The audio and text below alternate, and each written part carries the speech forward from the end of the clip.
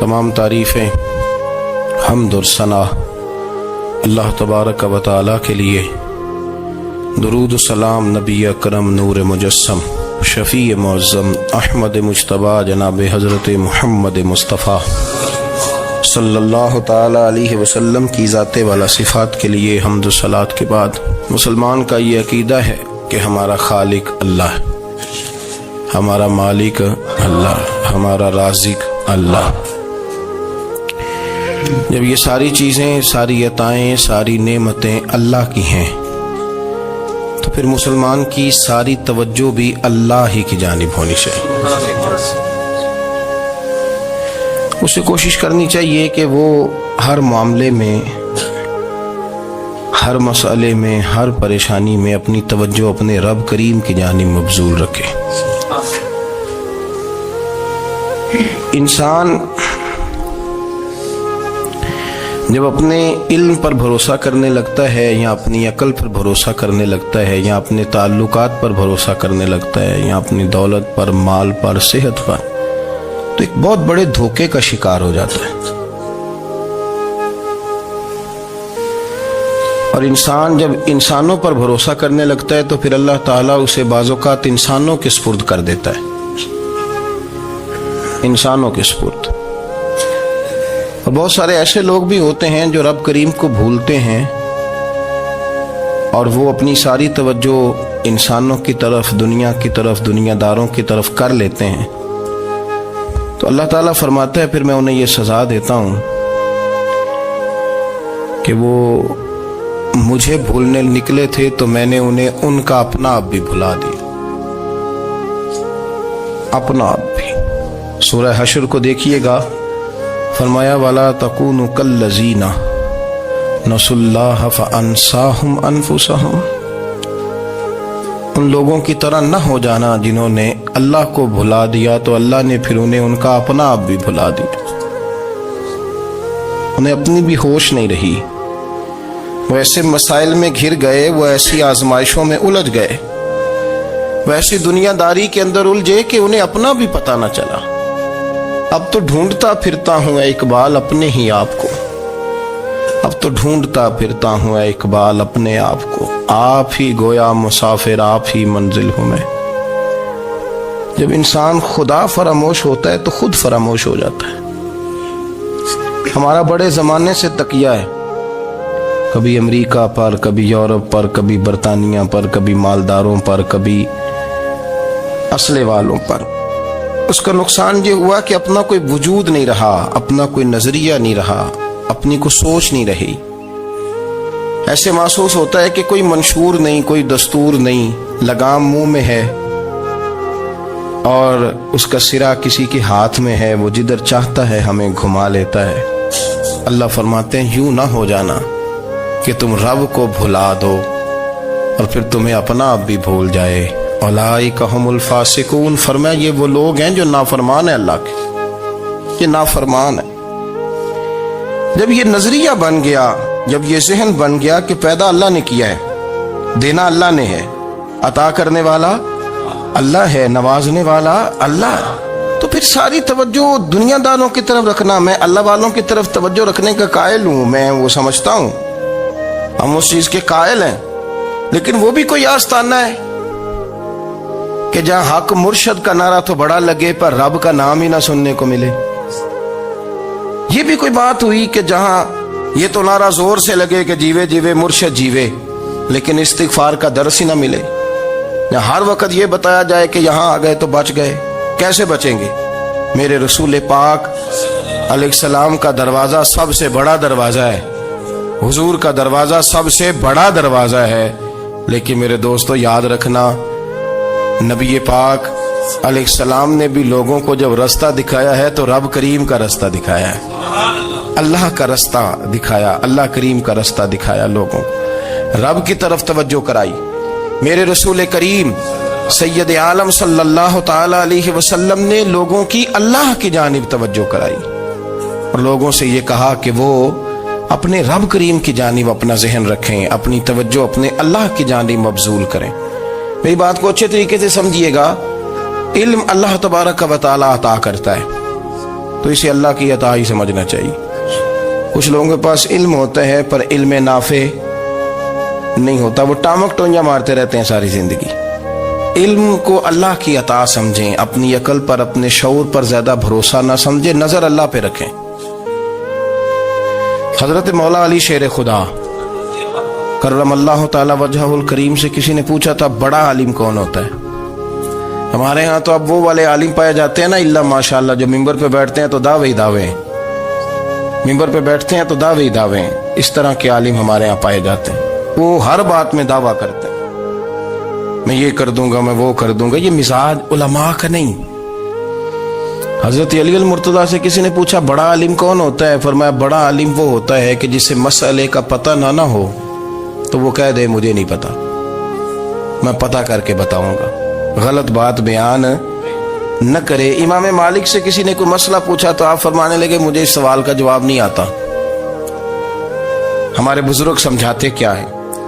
وہ کہنے لگا آپ اتنے بڑے امام ہیں تو اس سوال کا جواب نہیں آتا۔ آپ فرمانے لگے اگر مجھے ہر سوال کا جواب آتا پھر تو میں خدا ہوتا، مجھے ہر سوال کا جواب نہیں آتا، مجھے تو اتنا آتا ہے جتنا میرے رب نے مجھے عطا کر دیا ہے۔ اپنی نظر اللہ پہ رکھیں، نکل آئیں اس معمے سے باہر کہ میں کوئی بلا ہوں، مجھے بڑا پتہ ہے، میرے پاس 6 ڈگریاں ہیں، مجھے 10 جگہ پہ تدریس کا شغف حاصل ہے، اس سے نکلیں باہر۔ قرآن مجید دیکھیے گا، اللہ تعالیٰ نے ارادہ قدرت فرمایا کہ میں حضرت آدم کو بناؤں گا، پھر بنانے کے بعد فرمایا فرشتوں سجدہ کرو آدم کو، سب نے سجدہ کیا الا ابلیس ابا واستکبر وکان من الکافرین، سب نے سجدہ کیا سوائے ابلیس کے، اس نے انکار بھی کیا، تکبر بھی کیا اور کافروں میں سے ہو گیا۔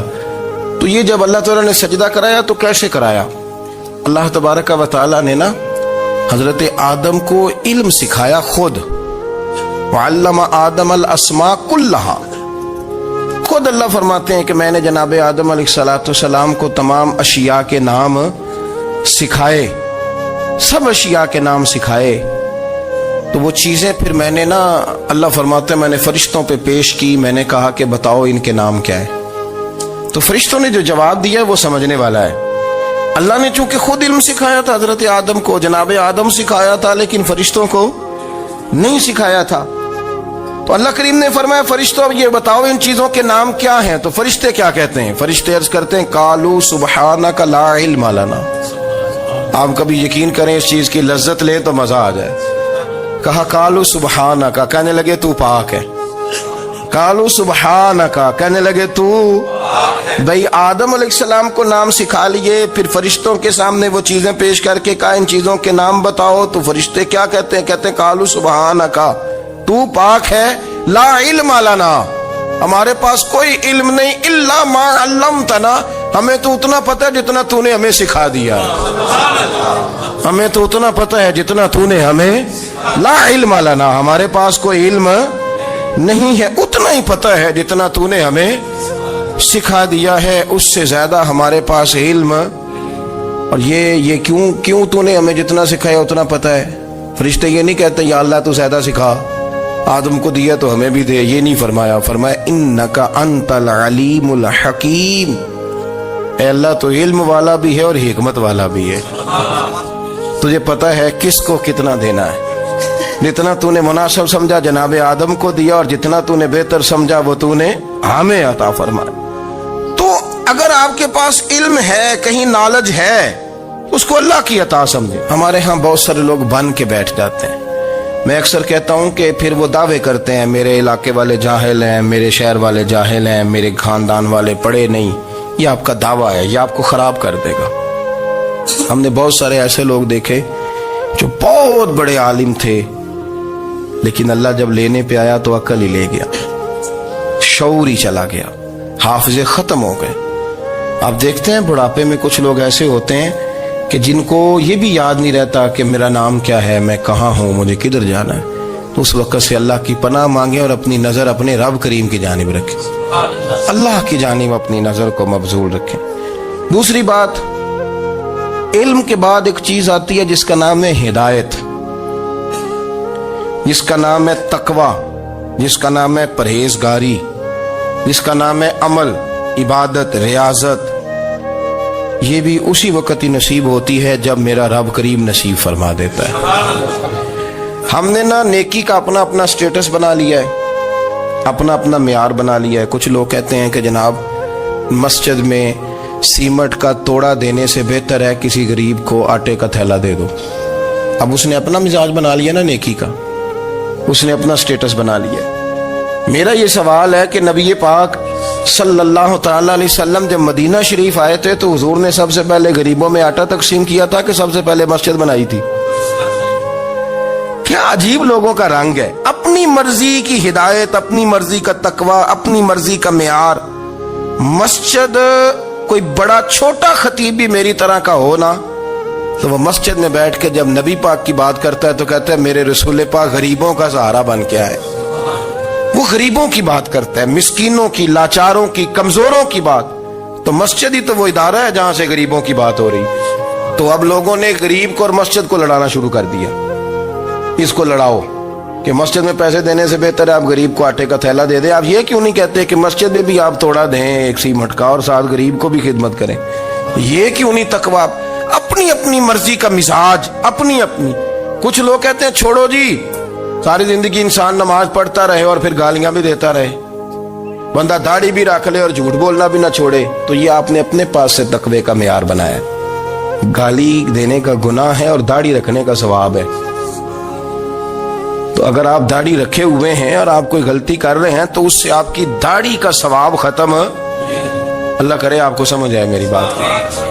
آپ کوئی غلطی کر رہے ہیں، داڑھی کا ثواب اس سے ختم، وہ اپنی جگہ پہ قائم ہے چیز۔ اپنی مرضی کا کیوں تقوی کا معیار بناتے ہیں؟ تقوی کا مزاج اپنی مرضی کا نہ بناؤ۔ اللہ کی بارگاہ سے دعا مانگو کہ یا اللہ ہمیں ہدایت کا نور عطا فرما، اللہ تو ہمیں رستہ دکھا، تو بتا کہ ہدایت کیا ہے۔ تو رب فرماتا ہے اللہ ولی الذین آمنوا، اللہ مومنوں کا مددگار ہے، یخرجہم من الظلمات الی النور، وہ انہیں اندھیروں سے نکالتا ہے اور نور کی طرف روشنی عطا فرماتا ہے۔ اندھیروں سے نور کی طرف اللہ لاتا ہے۔ اللہ ولی، اللہ مومنوں کا ولی ہے، وہ انہیں اندھیروں سے نور کی طرف نکالتا ہے۔ ہدایت ہمیشہ اللہ کی طرف سے سمجھے۔ جب وہ نماز کی توفیق دیتا ہے تو اپنے فضل سے دیتا ہے، جب وہ ذکر کی توفیق دیتا ہے تو اپنے فضل سے۔ ہم سمجھتے ہو جی فلانا نہیں پڑھ رہا بڑا بیوقوف ہے، فلانا نہیں پڑھ رہا، تو تم کیا اپنی عقل کے طور پہ پڑھ رہا ہے؟ میں جی اللہ کے فضل سے 2 سپارے پڑھتا ہوں، تو کس پہ احسان کرتے تو 2 سپارے پڑھ کے رویا کر کہ اگر مالک تو بڑا کریم نہیں۔ بڑے لوگ ہیں جن کو پورا قرآن حفظ ہے پر انہیں پڑھنے کی توفیق نہیں، تو انہیں فضل کیا اور مجھے توفیق دے دی ہے پڑھنے۔ رویا کر، پڑھ کے رویا کر، راتی ساری کر کر زاری، وہ نیند اکھاں تھی توندے تے فجرے اوہی گناہگار کہاون سب تو نیوے ہوندے۔ مہربانی کریں، ڈریں، نیکی کریں تو پھر ڈریں، پھر احساس پیدا کریں، پھر اپنے اندر وہ کمزوری لائیں کہ توبہ توبہ مجھے تو پتہ ہی نہیں، تو جانتا ہی نہیں۔ حضرت سیدنا امام اعظم ابو حنیفہ رحمۃ اللہ تعالی علیہ کے ساتھ ایک شخص کہتا میں نے نماز پڑھی تو عشاء کی نماز تھی۔ یہ جو لوگ بڑے ہوتے ہیں نا، ان کے پیار کرنے والے بڑے ہوتے ہیں، ان کے گرد خوف بھی بڑا ہی ہوتا ہے، انہیں بڑا ڈر لگتا ہے، بڑی بعض اوقات آزمائش ہوتی ہے ان کی۔ عشاء کی نماز کہتے پڑھی تو امام صاحب نے نا عشاء کی نماز میں تلاوت کی آیتیں فَمَن يَعْمَلْ مِثْقَالَ ذَرَّةٍ خَيْرًا يَرَهُ وَمَن يَعْمَلْ مِثْقَالَ ذَرَّةٍ شَرًّا يَرَهُ، فرمایا جو ذرہ برابر خیر کرے گا وہ بھی قیامت میں دیکھے گا، اور جو ذرہ برابر شر کرے گا وہ بھی قیامت میں اس شر کو دیکھے گا، اس کے سامنے آئے گا۔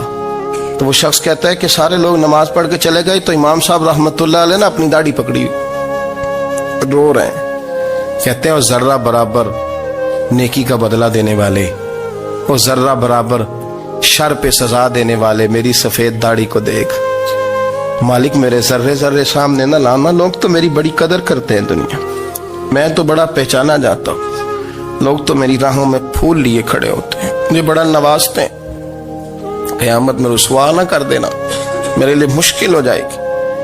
وہ کہتے ہیں میں نے امام صاحب کا درد دیکھا، مجھے کوئی کام تھا تو میں چلا گیا، میں نے کہا کہ وہ اس وقت اللہ کے حضور حاضر ہیں تو میں دوبارہ آؤں گا۔ کہتے ہیں میں تہجد کا وقت آیا تو امام صاحب وہیں بیٹھے تھے، اور ان کی दाढ़ी आंसुओं से भरी हुई थी और जोर से दाढ़ी पकड़ी हुई, कहने लगे मालिक रुसवा न कर दे, क़यामत में रुसवा न कर दे। यार जो हिदायत याफ्ता लोग थे वो तो डरे हुए थे, वो तो सहमे हुए थे। वो तो कहते थे ये उसका फजल नहीं, उसने बुला लिया, ये उसका करम नहीं।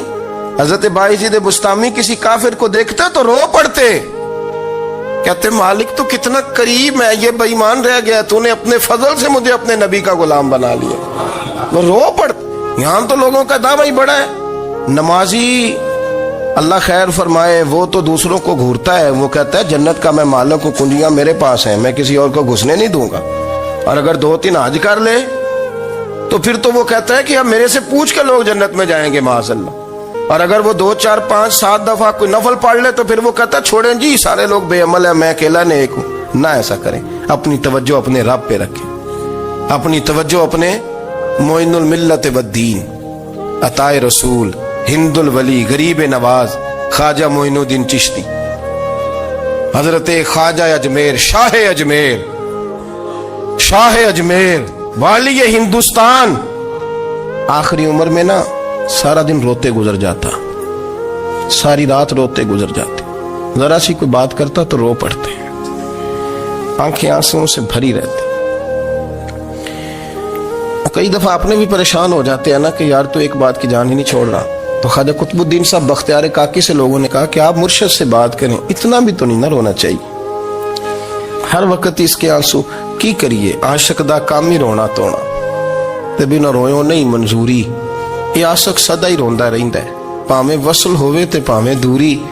हर वक्त रोने का क्या मतलब है? तो ख्वाजा कुतुब साहब कहते मैं करीब गया तो मैंने पैर दबाए, मैंने कहा सोनिया लोग तो कुछ भी नहीं करते, तूने तो कमाल कर दिया। 90 लाख आदमी मुसलमान कर दिया, दुनिया कुछ नहीं करती, तूने 50 साल सारी रात मुसल्ले पे बैठ के रब राजी किया। तू शहजादा था, हुजूर की औलाद था, लेकिन मोइनुद्दीन तेरा एक प्लाट भी नहीं, तूने तालिब इल्म पाले, उन्हें गरीबों को दिया, उन्हें नवाजा, कोई शय नहीं तेरे पास, हर चीज तूने। सारी रात रोते हो, सारा दिन रोते हो। तो ख्वाजा कुतुबुद्दीन साहब कहते हैं मैंने जब अर्ज किया तो ख्वाजा साहब मुझे गले लगा लिया, चीख मार के रोए, कहने लगे कुतुबुद्दीन पुत्र दाढ़ी सफेद हो गई, जाने का वक्त आ गया, जो तूने नेकियां गिनवाई हैं वो हैं सही मेरे पास, पर यार की बारगाह में पेश करने के काबिल एक भी नहीं, एक भी नहीं। तो बारगाह तो देख कितनी बड़ी है, रसूल करीम की बारगाह में पेश करने के काबिल इनमें से एक भी नहीं। तो आस्ताना देख कितना बड़ा है, क्या पेश करूंगा, क्या अर्ज करूंगा हुजूर की बारगाह में, किस तरह। वो यार जो बड़े थे वो तो डरे हुए थे, सहमे हुए थे, वो तो बड़ी आजमाइश में थे। लेकिन मेरा और आपका रट्टा 2 नमाजें पढ़ के 6 नमाजों का दावा करना और लंबी चौड़ी कहानियां बनाना और अपने मुंह से अपनी तारीफें करना, इससे थोड़ा बाहर आए। रिस्क भी मेरा अल्लाह ही देता है, इल्म भी अल्लाह देता है, रिस्क भी। बड़े बड़े फकीरों को मालदार होते देखा, बड़े बड़े मालदारों को फकीर होते देखा, बड़े बड़े। मेरे एक बड़ा सखी किस्म का सज्जन है, बड़ा प्यारा है, मैं उसे सखी मानता हूं। मैंने अपनी परेशानियों के दिनों में भी उस शख्स को सखी देखा। एक दिन रात को मुझे टेलीफोन करके कहने लगा किधर हो? मैंने कहा मैं घर हूँ। नहीं अक्सर सफर में होते हो ना? वो मैंने कहा नहीं, तबीयत कैसी है? ठीक है, बस हाल चाल पूछना था। मैंने समझाई, मैंने कहा यार ये कोई मसला है, वरना रात के 2 बजे कोई हाल पूछने को फोन तो नहीं ना करता, कोई मतलब ऐसा तो मसला नहीं ना। तो मैंने बैक कॉल की, मैंने कहा यार मेरी बात सुन, मसला क्या? कि नहीं कुछ नहीं दिल कर रहा था। मैं कहा मेरी गल सुन, रहे असी 4-5 साल कट्ठे, मैं तेन जानना, असल बात कर। कहने लगा मकान भी बड़ा है, सारा कुछ ठीक है, पर वो बड़ा ही बेनियाज है। कुछ हालात इस किस्म के आ गए हैं कि लोगों को बताऊं भी तो लोग मानने को तैयार नहीं, ज्यादा नहीं, मुझे ना थोड़े से पैसों की जरूरत है, को 15-20 हजार अगर मिल जाए मेरी जरूरत। आप यकीन करें मैं रोता रहा सारी रात। मैंने कहा मेहरबाना तेरा किस तरह करांगे, इससे लेके जमाना इस्तेमाल करता था, पर बेपरवाही वेख ना सज्जड़ दी, जिथे किसे दी पेश ना जावे, उन्हें ताजा वाले दर दर रोले ते मंगते तख्त बिठावे। सजना किसे नू कारा मिल दई کوئی کعبے خالی آوے. واللہ خیر الرازقین. وہ کہتے تو دائیں بائیں نہ جا, رزق تو تجھے میں دوں گا, میں ہوں بہتر رزق دینے والا. بڑے بڑے بادشاہ, بڑے بڑے شہنشاہ, بڑے بڑے لوگ, ہاتھوں میں کاسے, فقیریاں. ام ربیہ کہا کرتی تھیں, بڑی نیک اور صالح خاتون تھیں, وہ کہتی ہیں کہ میں نا بڑے امیر آدمی کی بیوی تھی, اپنے شوہر کے ساتھ چھت پہ بیٹھی تھی تو نیچے فقیر مانگنے والا آیا. اس نے بڑے درد سے صدا کی